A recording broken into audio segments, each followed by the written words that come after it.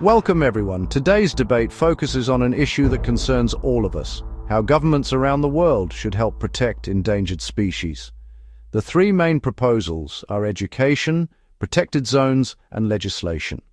Let's begin with Emma, who will start by discussing education. Thank you. Personally speaking, I believe that education is the cornerstone of any long-term environmental strategy. If people aren't aware of the damage they cause, how can we expect them to change their behavior? As one of the speakers earlier said, people should be shown how they can help conserve wildlife. Through education, governments can shape attitudes from an early age. Imagine if every school incorporated environmental ethics into its curriculum.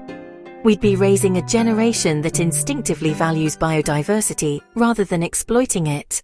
Next, Noah shares his perspective on protected zones. That's an idealistic view, Emma, but awareness alone doesn't prevent extinction. What we truly need are protected zones where animals can thrive without human interference. We can help endangered animal populations recover by improving their environment. And that requires practical action, not just lessons. National parks, wildlife corridors, and marine reserves all provide safe spaces where species can rebuild their numbers. Governments should allocate resources to restore damaged ecosystems and limit industrial activity in sensitive areas. Without this kind of intervention, education won't mean much to species that are already on the brink of extinction. Liam now takes the floor to discuss the role of legislation. Both of you make valid points, but I'd argue that neither education nor conservation zones will work without strong legislation. Consequently, it ought to be illegal to harm animals or damage the places where they live.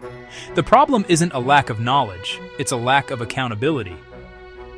People and corporations continue to destroy habitats because the consequences are minimal or non-existent. Governments must not only pass strict environmental laws, but also enforce them consistently. In some countries, killing an endangered animal results in a fine smaller than the price of a luxury handbag. That's absurd. Only when punishment outweighs profit will people take the issue seriously. Liam, I see your point, but laws alone don't change people's mindsets. You can ban hunting, but unless individuals understand why it's wrong, they'll find ways around the law. Education fosters a sense of responsibility that no legal system can impose. Exactly, and even the best laws can't revive habitats that have already been destroyed. Governments need to invest in ecological restoration and ensure that protected zones aren't just symbolic boundaries on a map. It's about long-term commitment, not political slogans. I agree with that to an extent, but it's naive to think that moral persuasion alone will work.